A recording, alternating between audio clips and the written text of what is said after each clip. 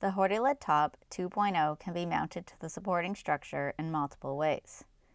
In this video, we will demonstrate how to mount the luminaire to the roof structure with thread fasteners.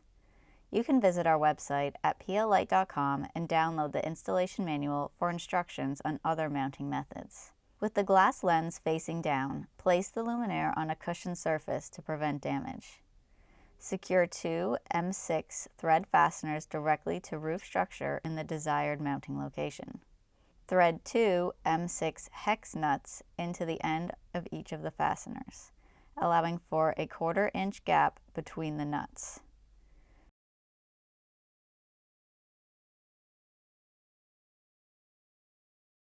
Raise the luminaire to the ceiling and slide onto the fasteners so that the nuts sit securely on the inside of the channel on either end of the luminaire. Tighten the M6 nuts with a 10mm wrench.